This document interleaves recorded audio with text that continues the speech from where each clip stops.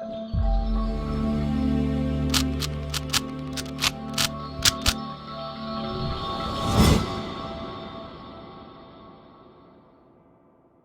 Guys, I hope you like my videos. If you like my videos please like share and subscribe our channel. आज हम लोग class 12 chapter 11 three dimensional geometry, जो कि ज्यादातर बच्चों को डिफिकल्ट चैप्टर लगता है, तो इसके बारे में बहुत बार रिक्वेस्ट आई हमसे, डियर अगर आप ये जो कंसेप्ट हम क्लियर कर रहे हैं और जो एग्जाम्पल हम क्लियर कर रहे हैं उसे ध्यान से देख लेंगे, फॉर्मूले अच्छे से याद कर लेंगे, तो डेफिनेटली आप एक्सरसाइज ढंग से कर लेंगे। तो आपसे एक रिक्वेस्ट है, जब हम आपको ये समझा दें तो आप ये जो फॉर्मूले हम आपको बताएंगे उन्हें पहले नोट डाउन कर लीजिए, उसको 15 से 20 मिनट मेमोराइज करने में लगाइए, उसके बाद एग्जाम्पल समझिए और ट्रस्ट मी उसके बाद आप एक्सरसाइज करेंगे तो बहुत हद तक मेरे हिसाब से 70 से 85% एक्सरसाइज बिना किसी दिक्कत के आपके हो जानी चाहिए, अगर आपने फॉर्मूला अच्छे से याद करा, एग्जाम्पल को कैसे फॉर्मूले को इंप्लीमेंट करना है वो समझ लिया, तो डायरेक्ट फॉर्मूले से रिलेटेड ही क्वेश्चन है एक्सरसाइज में।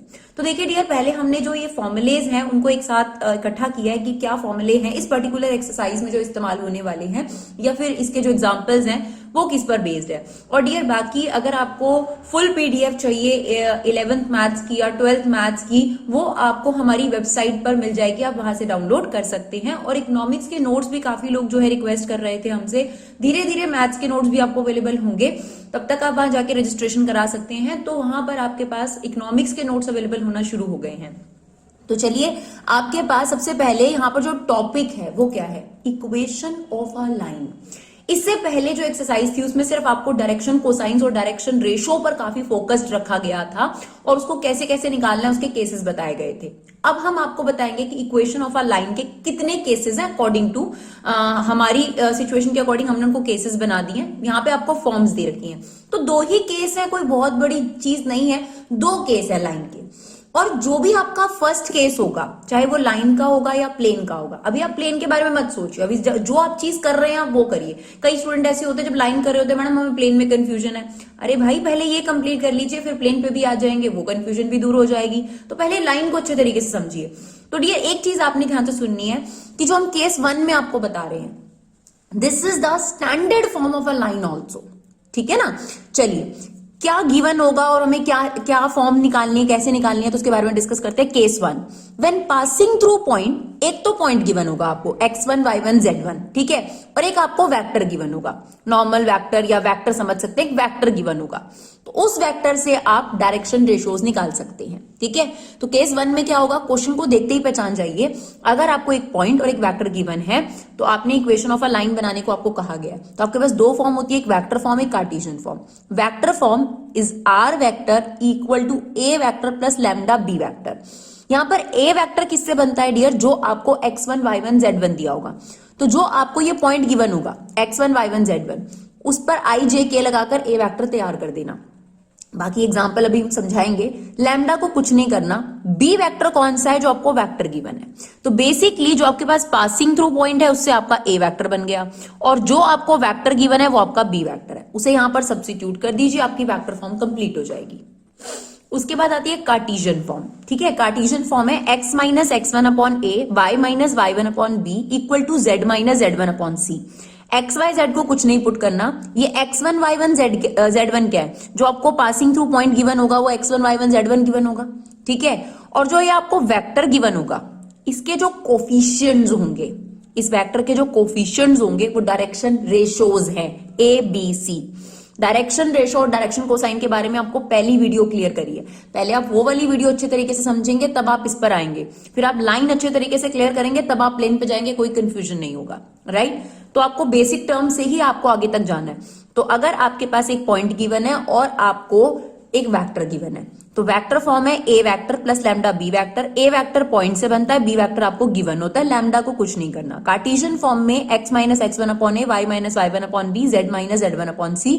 यहां पर x1 y1 z1 वो पासिंग थ्रू पॉइंट है, और ए बी सी कौन है, जो वेक्टर आपको गिवन है उसके कोफिशिएंट्स, जिसे हम डायरेक्शन रेशो भी कहते हैं।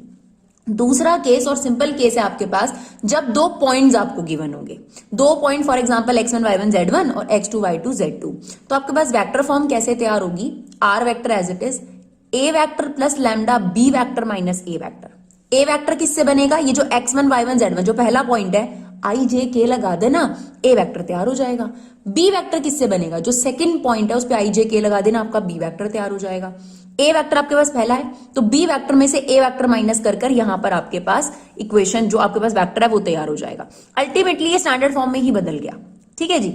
उसके बाद कार्टेशियन फॉर्म, अगर आपको 2 पॉइंट्स गिवन हो तो कार्टेशियन फॉर्म कैसे बनानी है। देखिए न्यूमरेटर बिल्कुल सेम है, x minus x1, y minus y1, z minus z1, सिर्फ आपको डायरेक्शन रेशोज निकालनी है।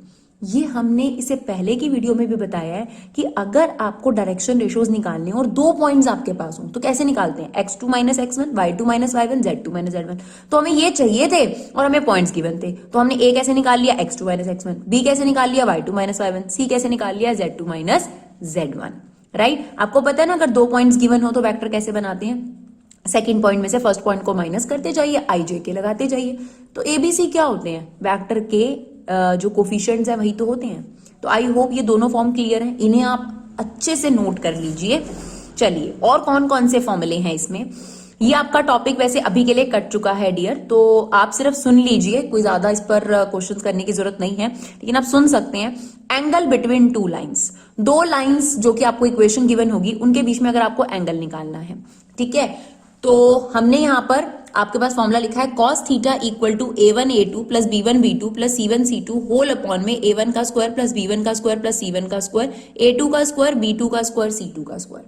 देखिए डियर, हमने बहुत क्लियरली बता दिया कि ये कटा हुआ है, फिर भी कई लोग जो हैं वो कमेंट बॉक्स में आते हैं और कहते हैं मैम आपने क्यों कराया, जबकि हम वीडियो में ही आपको क्लियर कर देते हैं कि ये टॉपिक कटा हुआ है, लेकिन नेक्स्ट सेशन के लिए वीडियो काम आ सके। देखिए नेक्स्ट सेशन में कितना टाइम बचा है, तो ये वीडियोज उन लोगों के काम भी आ सके, ये वीडियोज इसीलिए बनाई जाती हैं, सिर्फ इसी सेशन के लिए ये टॉपिक कटा है, अदरवाइज कोई सेशन में ये टॉपिक कटा हुआ आज तक नहीं आया। ठीक है जी।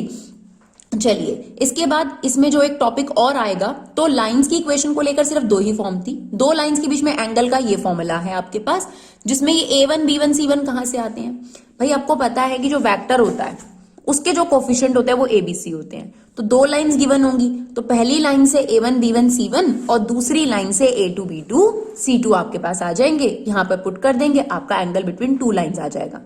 अगर आप देखेंगे तो प्लेन का जो है angle between 2 plane same formula है, सेम फॉर्मूला है, सिर्फ यहां पर ये जो स्मॉल a1 a2 आपको नजर आ रहे हैं वहां कैपिटल a1 a2 आ जाएंगे। ठीक है जी, बस इसके अलावा कोई डिलीटेड नहीं है इसमें से टॉपिक। नेक्स्ट टॉपिक आपके सिलेबस में है shortest distance between 2 lines, 2 lines के बीच में आपको शॉर्टेस्ट डिस्टेंस निकालना है।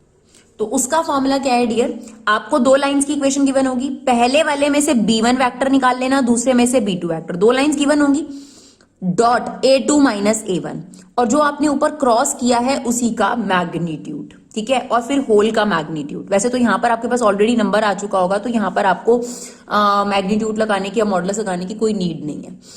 अगर वेक्टर फॉर्म में आपने डिस्टेंस निकालना है तो ये फॉर्मूला, अगर कार्टेशियन फॉर्म में डिस्टेंस निकालना है तो ऊपर है आपके पास determinant x2 minus x1, y2 minus y1, z2 minus z1, a1 b1 c1, a2 b2 c2। देखिए फिर हम बार बार बता रहे हैं, आपके पास कोई भी लाइन की इक्वेशन गिवन होगी तो ऐसे ही गिवन होगी a1 प्लस लैम्डा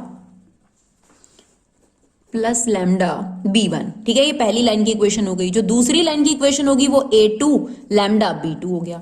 तो हम उसी की बात कर रहे हैं, जो फर्स्ट इक्वेशन है उससे a1 a2, फर्स्ट इक्वेशन से a1 b1 निकाल लेना और सेकंड इक्वेशन से a2 b2 निकाल लेना। अब जो a1 होता है वो किससे बनता है, x1 y1 z1 से, और यहां पर क्या पॉइंट हो जाएगा, x2 y2 z2, और ये जो b1 है ये वेक्टर्स होते हैं, इनके जो कोफिशिएंट्स होते हैं वो क्या होते हैं, abc। तो a1 b1 c1 a2 b2 c2 whole upon में आपके पास b1 c2 minus b2 c1 का whole square, c1 a2 minus c2 a1 का whole square plus a1 b2 minus a2 b1 का होल स्क्वायर।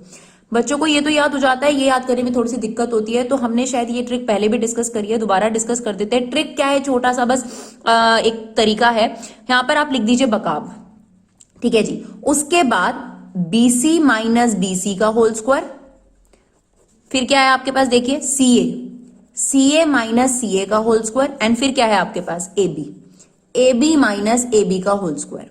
अब आपने क्या करना है, 1 2 2 1 1 2 2 1 1 2 2 1। तो बस याद करने का तरीका हमने आपको बताया है। फॉर्मूला क्या है, ये आपके पास न्यूमरेटर है और डिनोमिनेटर में आपके पास रूट में ये चीज चल रही है, जिसको याद आप इस तरीके से कर सकते हैं। ठीक है जी, ये हो गया शॉर्टेस्ट डिस्टेंस बिटवीन 2 लाइंस। अगर आपको डिस्टेंस निकालना है 2 पैरेलल लाइंस के बीच में, तो देखिए 2 पैरेलल लाइंस की पहचान ये होती है कि जो उनका b1 और b2 वेक्टर होगा, वो एकदम सेम होगा, वो डिफरेंट नहीं होगा, सिर्फ पासिंग थ्रू पॉइंट अलग होगा, लेकिन b1 b2 जो वेक्टर होगा वो एकदम सेम होगा। उसको हम b वेक्टर यहां पर डिपिक्ट कर रहे हैं बिकॉज वो सेम है, तो वी कैन नॉट राइट ना कि वो b1 अलग है और b2 अलग है, सेम होगा ये वाला, देखते ही पता चल जाएगा, एग्जाम्पल देखिएगा तो पता लगेगा आपको। तो यहां पर आपके पास b वेक्टर हमने एज इट इज लिखा, क्रॉस a2 माइनस a1, यहां डॉट है और यहां पर क्रॉस है, a2 minus a1 whole upon में b1 का मैग्नीट्यूड और फिर होल का मैग्नीट्यूड। तो ये सारे वो फॉर्मूले हैं जो इस एक्सरसाइज में यूज होने वाले हैं। पहले इनको समझ लेते हैं हम लोग और इनको नोट कर लेते हैं, थोड़ा सा मेमोराइज करते हैं, फिर एग्जाम्पल समझेंगे तो ज्यादा बढ़िया होगा। तो आप वीडियो पॉज कीजिए, इन फॉर्मूले को नोट कीजिए, उसके बाद इनको थोड़ा सा याद करने की कोशिश करिए, थोड़ा सा, एग्जैक्ट याद नहीं होंगे। उसके बाद आप एग्जाम्पल देखेंगे तो आपको समझ में आएगा, ओ मैम ये वाला फॉर्मूला यूज कर रही हैं या फिर ये वाला फॉर्मूला यहां ऐसे यूज करना है, तो आपको समझ आना शुरू हो जाएगा। चलिए अब देखते हैं एग्जाम्पल्स कैसे सॉल्व होंगे इसके। Example number 6, find the vector form and the Cartesian form of the line through the point this and which is parallel to the vector. ठीक है, हो सकता है कि आपकी बुक में एग्जाम्पल में सिर्फ वेक्टर फॉर्म हो, लेकिन हम आपको दोनों चीजें सिखाना चाहते हैं, कार्टेशियन और वेक्टर, इसलिए हमने दोनों लिखा है यहां पर। तो चलिए, आपके पास यहां कौन सी फॉर्म लगेगी, आप बहुत क्लियर होने चाहिए कि कौन सा केस लगेगा लाइन का। देखिए फर्स्ट केस है क्योंकि एक पॉइंट गिवन है और एक वेक्टर गिवन है, दूसरे केस में तो 2 पॉइंट्स गिवन होते हैं, सिंपल। तो यहां फर्स्ट फॉर्म लगेगी, तो पहले फर्स्ट फॉर्म के हिसाब से ये पॉइंट है आपके पास 5 2 माइनस 4, ये आपके पास क्या हो गया, x1 y1 z1, और ये आपको वेक्टर गिवन है। और इससे पहले तो बताइए पॉइंट से क्या बनता है, a वेक्टर, तो पहले a वेक्टर बना लीजिए। कैसे बनेगा, बस i j के ही तो लगाने हैं, 2i j 4k, और जो ये दूसरा वेक्टर गिवन होता है ये कौन सा वेक्टर होता है, b वेक्टर होता है, तो 3i 2j माइनस 8k। अब हमारी वेक्टर फॉर्म का क्या फॉर्मूला है, r vector equal to a vector plus lambda b vector, बस आपने पुट करना है, कुछ नहीं करना। ये आ गया 5i 2j 4k plus lambda as it is, और ये b वेक्टर, ये लीजिए बन गई आपके पास वेक्टर फॉर्म। पहचानने के बाद फॉर्मूला याद होना चाहिए, फॉर्मूले के बाद पुट करना है। कार्टेशियन फॉर्म क्या थी, अगर पहले फॉर्म की बात करें तो x minus x1 upon a, y minus y1 upon b, z minus z1 upon c।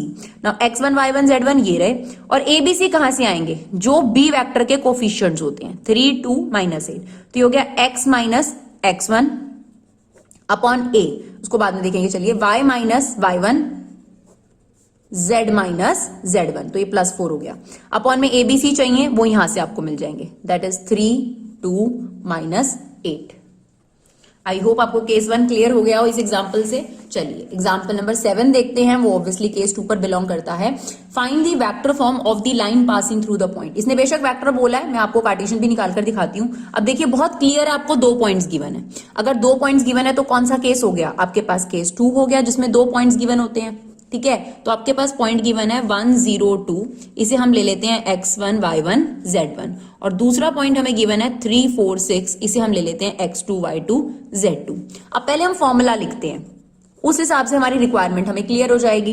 तो हमारे को 2 पॉइंट्स गिवन है और हमारे पास वेक्टर फॉर्म होती है a vector plus lambda b vector minus a vector. देखिए a वेक्टर किससे बनता है, हमेशा फर्स्ट पॉइंट से, तो ये बन गया minus i 0j and 2k plus lambda b minus a। देखिए b वेक्टर इससे बनेगा, a वेक्टर इससे बनेगा, या तो आप पहले b वेक्टर बनाकर a वेक्टर बनाकर माइनस करें, नहीं तो आप डायरेक्टली भी माइनस कर सकते हैं। यानी 3 माइनस 1 ये कितना हो जाएगा 4i, 4 माइनस 0 ये हो गया 4j, एंड 6 माइनस 2 ये आपके पास हो गया 4k। तो देखिए आपके पास वेक्टर फॉर्म बनकर तैयार हो गई, राइट। अब बारी आती है कार्टेशियन फॉर्म की। कार्टेशियन फॉर्म क्या होती है, इसमें x minus x1 numerator same होता है, y minus y1 z minus z1। अब वैसे तो a b c होते हैं इसके नीचे, बट यहाँ 2 पॉइंट्स गिवन है, तो a b c निकालने के लिए क्या इस्तेमाल करा जाता है, x2 minus x1 y2 minus y1 z2 minus z1। तो x माइनस x1 यही रहेगा, चेंज नहीं होगा, तो ये +1, y माइनस y1 y1 ये रहा हमारे पास, z माइनस z1 ये रहा हमारे पास। अब x2 माइनस x1 कितना आ गया 4, y2 माइनस y1 देखिए हमने कर चुके हैं, ये रहा आपके पास, ये रहे वो कोफिशिएंट्स, राइट। वही सेम चीज है यहाँ पर। तो आप बेशक कर लीजिए, y2 माइनस y1 ये आ जाएगा 4, z2 माइनस z1 ये आ गया 4। तो देखिए आपके पास कार्टेशियन फॉर्म भी बनकर तैयार हो गई और वेक्टर फॉर्म भी, अगर आपके पास 2 पॉइंट्स गिवन है तो। चलिए नेक्स्ट एग्जाम्पल की तरफ बढ़ते हैं। Example number 8, the Cartesian equation of a line is this, find the vector form of the line. अभी तक क्या था डियर, आपके पास दोनों जो केसेस थे, दोनों जो एग्जाम्पल थे, उनको एक्सप्लेन करने की कोशिश करी कि अगर एक पॉइंट एक वेक्टर गिवन हो तब क्या होता है, और अगर 2 पॉइंट्स गिवन होते हैं तब क्या होता है। आप बस उसी तक लिमिटेड रहिए, आपको सारी चीजें क्लियर हो जाएंगी। देखिए आपके पास कार्टेशियन फॉर्म दे रखी है तो आप हमेशा स्टैंडर्ड फॉर्म पर आ जाइए। आपके पास अगर कार्टेशियन फॉर्म गिवन है तो स्टैंडर्ड फॉर्म क्या होती है, फर्स्ट फॉर्म को स्टैंडर्ड फॉर्म बोला जाता है। आप पहले इसको लिखने के बाद अपनी स्टैंडर्ड फॉर्म लिखिए। स्टैंडर्ड फॉर्म होती है x minus x1 upon a, y minus y1 upon b and z minus z1 upon c। अब कंपेयर कर कर x1 y1 z1 और abc निकाल लीजिए। तो सबसे पहले तो देखिए x की जगह x, y की जगह y, z की जगह z है, बिल्कुल सही है। x1 की वैल्यू कितनी हो जाएगी आपके पास, -3, y1 की वैल्यू कितनी हो जाएगी 5 और z1 की वैल्यू कितनी हो जाएगी आपके पास -6। a की वैल्यू कितनी हो गई 2, b की वैल्यू 2 और c की वैल्यू 2। अब कोई दिक्कत नहीं है। अब हमें क्या निकालनी थी, वेक्टर फॉर्म। कार्टेशियन तो ऑलरेडी बनी हुई थी। वेक्टर फॉर्म होती है आपके पास स्टैंडर्ड में a vector plus lambda b vector. ये a वेक्टर किससे बनता है, x1 y1 z1 से। बस ij के लगा दीजिए इनके आगे, ये बन गया आपका a vector plus lambda. b vector किससे बनता है, abc से। तो ये आ गया 2i 2j और 2k, बन गई आपके पास वेक्टर फॉर्म। सॉरी डियर, यहां पर आपके पास 4 है तो ये आपका 4 हो गया और यहां पर भी आपके पास 4 आ गया, राइट। चलिए नेक्स्ट एग्जांपल की तरफ बढ़ते हैं। Example number 9, find the angle between the lines. वैसे तो ये टॉपिक आपका कट चुका है। जिन लोगों जिनका ये टॉपिक कटा हुआ है वो इतनी वीडियो जो है वो स्किप कर सकते हैं और अगले क्वेश्चन की तरफ जा सकते हैं। ये दोनों क्वेश्चन एंगल बिटवीन 2 लाइन से रिलेटेड है, तो 9th और 10th फिलहाल के सिलेबस में नहीं है।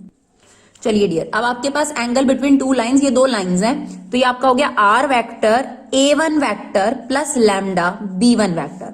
ये हो गया आपका a2 vector plus mu b2 vector. जरूर नहीं है लैम्डा हो, कोई भी जो है वो कांस्टेंट मल्टीप्लिकेशन में आ सकता है। अब अगर आपको वेक्टर फॉर्म गिवन हो, वैसे तो आप कार्टेशियन फॉर्म से भी फॉर्मूला निकाल सकते हैं, कोई दिक्कत वाली बात नहीं है, क्योंकि आपको पता है कि a1 b1 c1 यहां से मिलेंगे, हमें a2 b2 c2 यहां से मिलेंगे, जो कि कार्टेशियन फॉर्म के फॉर्मूले में जरूरी होता है। अगर वेक्टर फॉर्म गिवन है, वेक्टर फॉर्म वाला फॉर्मूला याद करना है, तो cos थीटा किसके इक्वल था आपके पास, b1 dot b2 vector. Generally मैं ये वाला पसंद नहीं करती, मैं अपना जो है कार्टेशियन फॉर्म का ही इस्तेमाल करके निकाल देती हूं। तो b1 वेक्टर का मैग्नीट्यूड और b2 वेक्टर का मैग्नीट्यूड, राइट, और फिर होल का मैग्नीट्यूड। यहां पर सॉरी ये मैग्नीट्यूड नहीं आएगा, b1 वेक्टर को b2 के साथ डॉट करना है।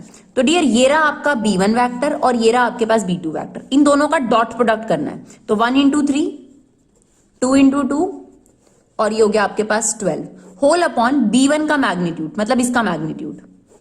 तो ये हो जाएगा 1 4 4। फिर b2 का मैग्नीट्यूड, मतलब इसका मैग्नीट्यूड, ये हो जाएगा 9 4 16।